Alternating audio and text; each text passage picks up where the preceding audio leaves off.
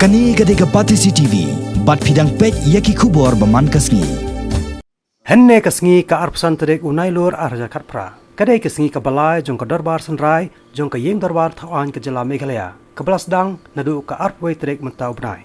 Henne kasngi Ïatai Halor bon teli kimat ki Wanrah da ka Liang Pyrshah ka Bala lam da ka Seng Kongres. Kamat ke Bandingkong Haka ni kasngi Haka Pormestem ke Balai keren kedai Halor ke scholarship scheme jong ki samna pule ya ke Wanrah da UMLA jong ke Seng Kongres na po Omroy constituency uba George B. Lingdo. From the statement that has been placed to reply number C, it is appreciated that the coverage for nearly all the scholarship schemes that have been listed in reply number B is 100%. However, sir, there are some scholarship schemes which I would like to know from the Honourable Minister. There is one scheme called Ïatai scheme for Northeastern region, and another scheme for girl students where a scholarship of 3,000 rupees is provided per girl student of 2 SC/ST, who are in class 9 and class 10, where the amount is deposited into the accounts of the students and can be withdrawn after they clear their matriculation. May I know from the Honourable Minister whether these two scholarship schemes are applicable in the state, sir?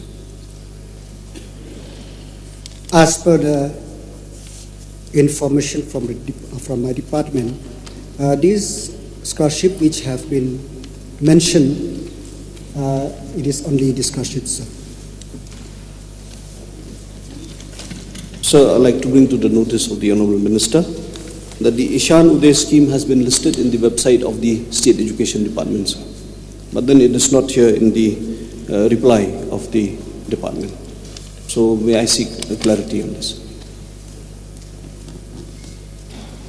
Sir, I will look into this, sir. Sir, as per my information, the coverage of the scholarship for girl students of secondary schools belonging to SC/ST, where an amount of 3,000 rupees is to be deposited into the accounts of the girl students when they are in class 9 and can be withdrawn after they clear the class 10.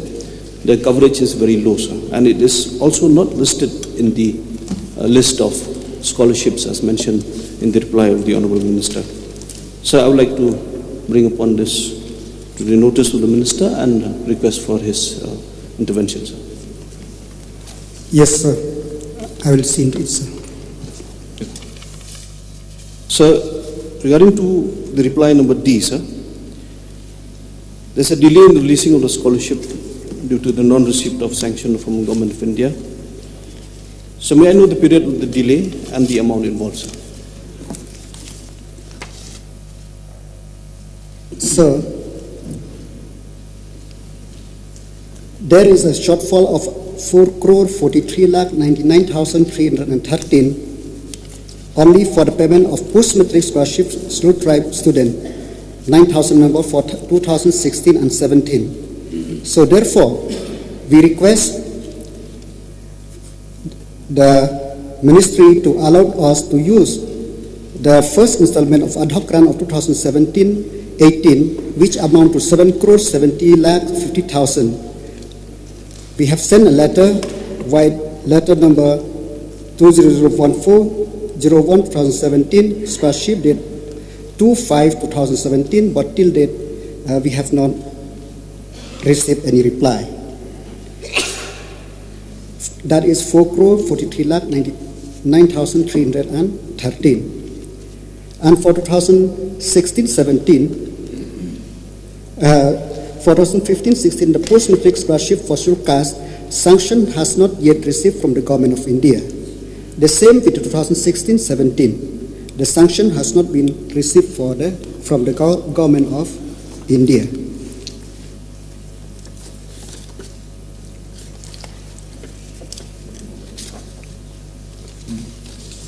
And 2017-18 also, the same case, sanction have not been received from the Government of India. Even for the primary matric scholarship for scheduled caste also, 2015-16, 16-17, 17-18, the sanction have not been received from the government of India.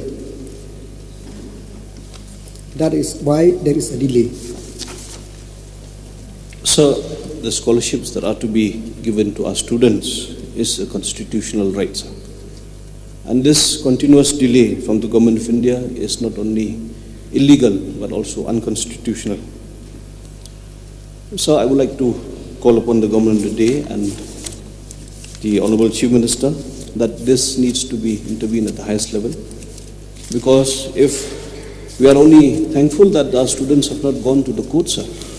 Otherwise, this continuous delay is not affecting only the families who have been deprived of their rights, and also especially the economically backward families who look forward to these scholarships from time to time.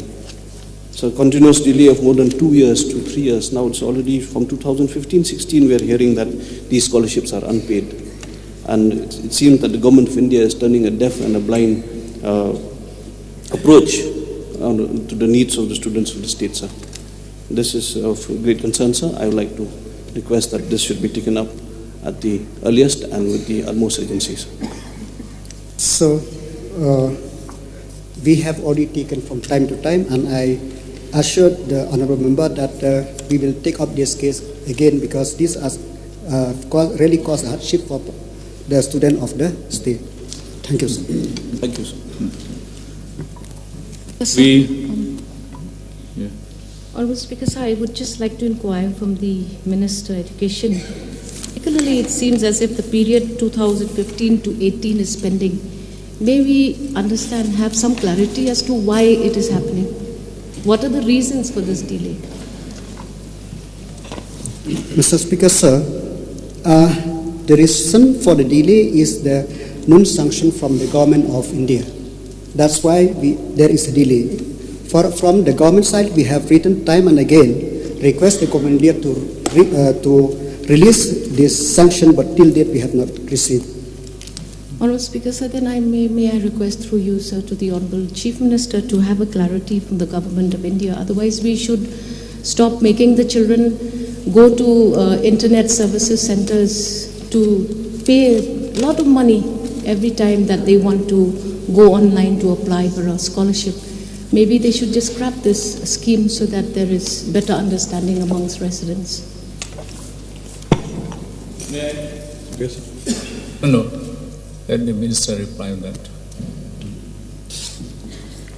Mr. Speaker, sir, as I have already mentioned, that this matter is being pursued with the Government of India, but this is not for all type of scholarship. Only in some, like I have mentioned already, that the post-matric for scheduled caste, that is remained since 2015-16 till 2017-18 we have not received a sanction. And the pre-matric for scheduled caste also, since 2015-16 till 2017-18 we have not received. But for the pre-matric scholarship for minority, we have received an amount is already disbursed through direct benefit transfer.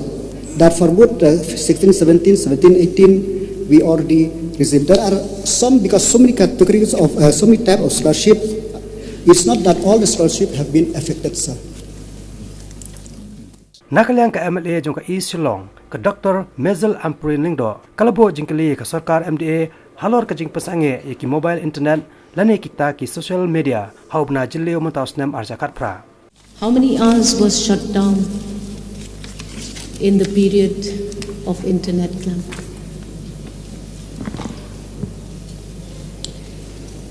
So the ban on the internet services in the district for a duration of 48 hours on the 4th, 6/2018, 24 hours on 6/6/2018,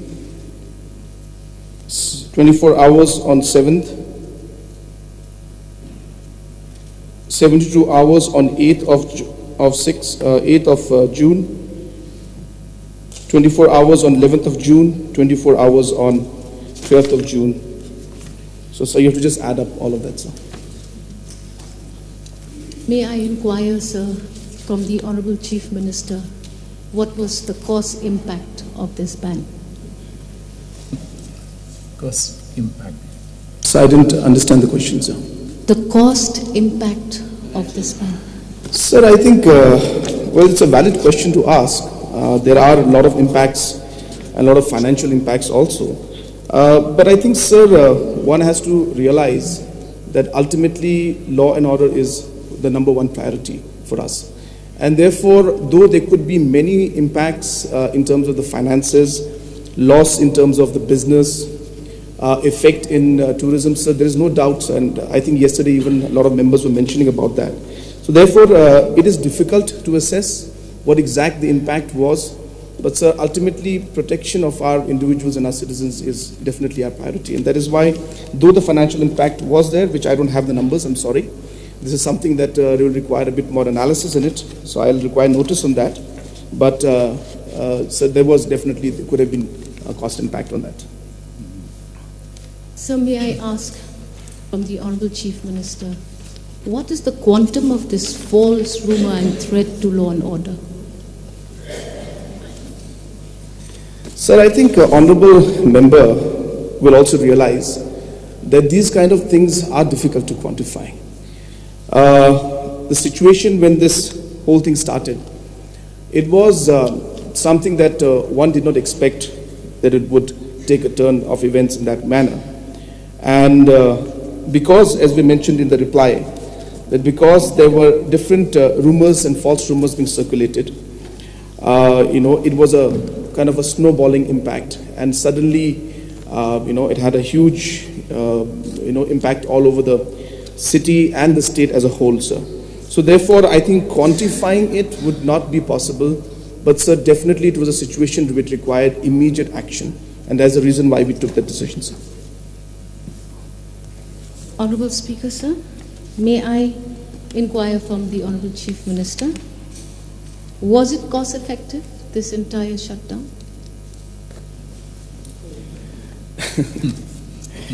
Sir, I think all the members of this House will appreciate that a situation like this cannot be judged by the cost-benefit analysis.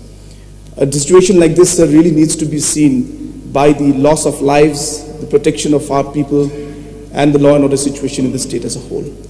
So though the concerns of the Honourable Member, yes, are important, I think at this point, sir, or even at that point, I should say, the priority of the government at that point was to ensure that every citizen of the state must be protected. Every life is important for us. And with that one-point agenda, sir, we moved forward. And yes, if you look back and you really observe, and on hindsight, if you look at it, yes, we will go into calculations about the effect on tourism, the effect on the internet, the effect on different aspects, the commercial aspects. But sir, really, sir, it is very, very difficult to quantify that. But I think what is more important, as I said, sir, is really to ensure that every life in the state is protected. Honourable Speaker, sir, at D, the Honourable Chief Minister had a very straightforward answer which said, yes, sir. May I have some insight as to what would be the alternative measures, having understood that this is not the best measure to take? Sir, actually, to be frank, sir, even the question that was asked was very, very broad, sir. And the purpose of answering this question by saying yes was that obviously, sir, the government will look at legal methods only.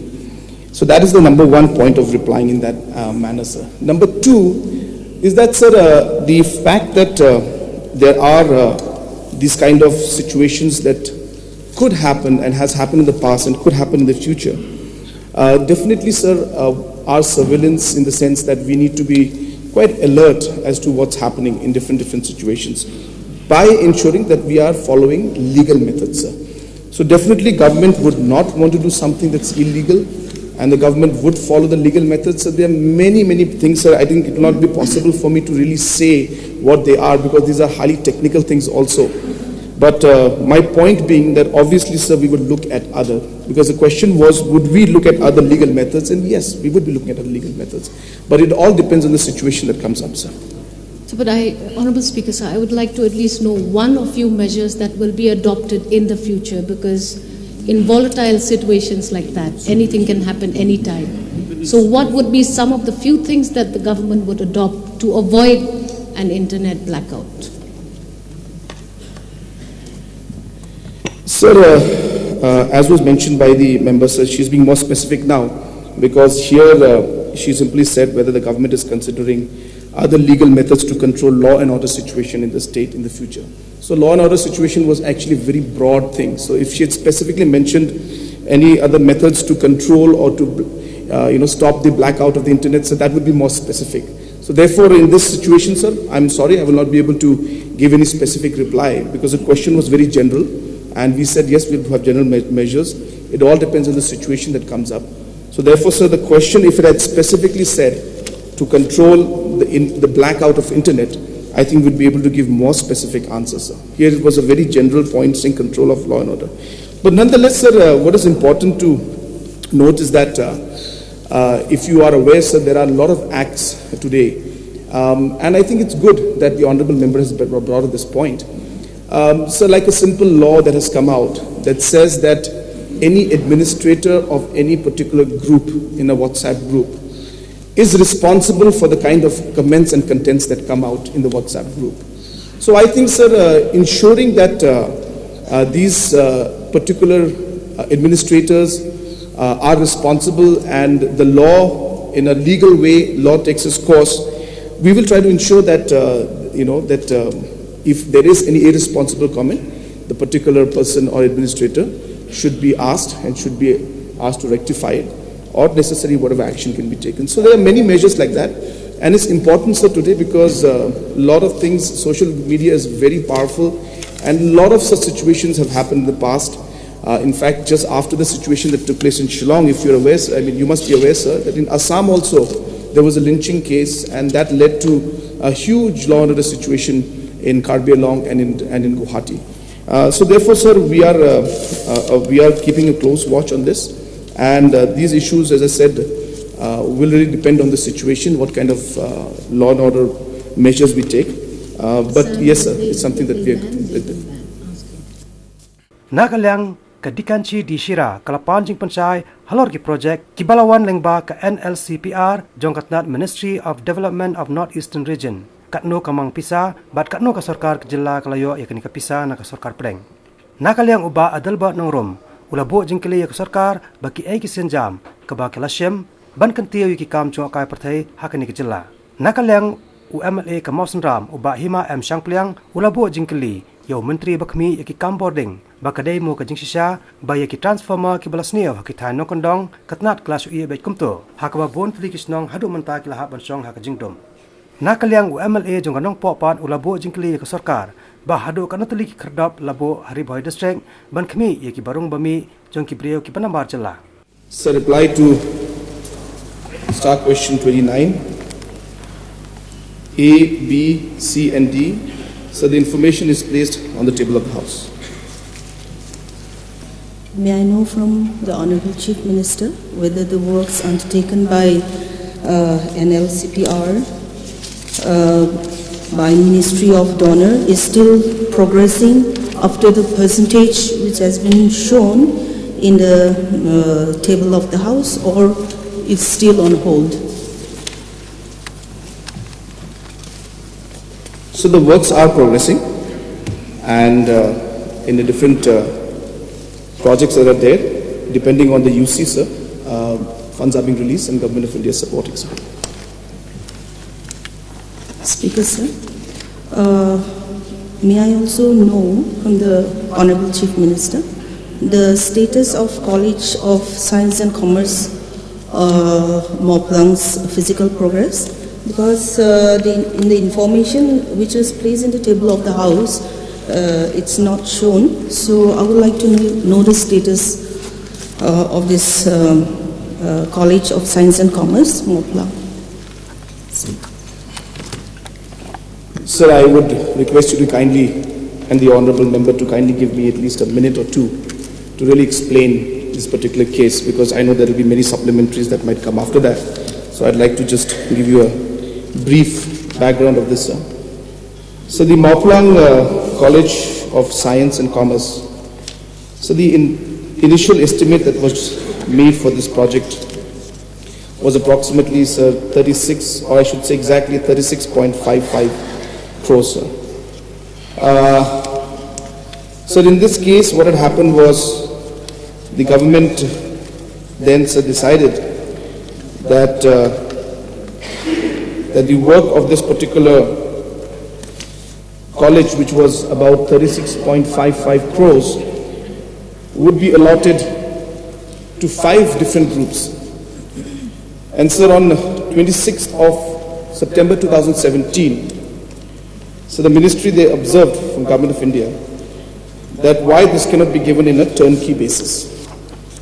And thus, at that point, Government of India suggested that, from the donor ministry, that a small project, a relatively small project with 36.55, need not be given to 5 contractors, but can be given to 1 on turnkey basis. And they suggested that this work be relooked.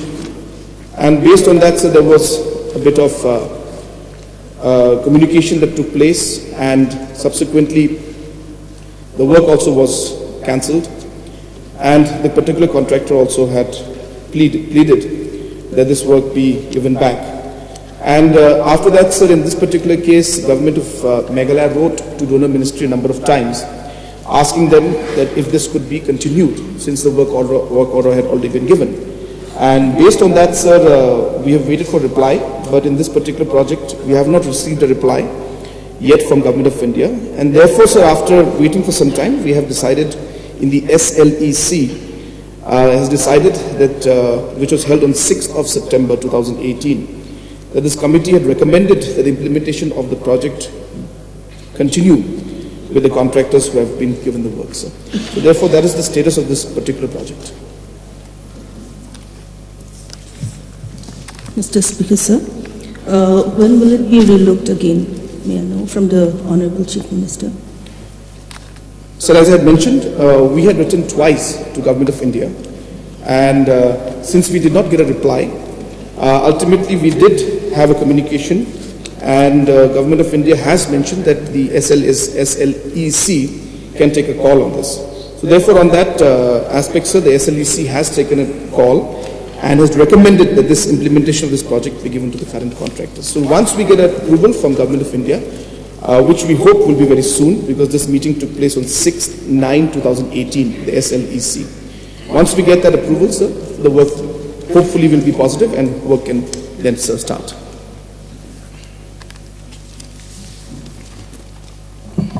Sir, I need a clarification on this. I asked a question, the same question on this matter, but I received a letter from the Commissioner and Secretary of the Assembly telling me that the matter is sub judice, so the question cannot be replied. So I want a clarification from the Chief Minister, how we discuss the matter now when the matter is sub judice. Sir, that issue is not there with us in general. But sir, this question was asked for all the entire NLCPR projects, sir. So all the NLCPR projects were part of this, and since there has been a complete discussion on all the projects from 2006 onwards, sir. So therefore, this is part of that. So it's not a specific question on the Moplang. It happened to be part of a bigger question. Honorable member then wanted a clarification of this, so we have given the clarification. And as I said, so therefore, sir, I think Commissioner Secretary, in his knowledge, since the question was specifically related to Moplang, at that point might have mentioned that, sir. But this question is related in general to all the NLCPR projects. But the honorable member should be happy that you have clarified the issue. Yes. So thank you.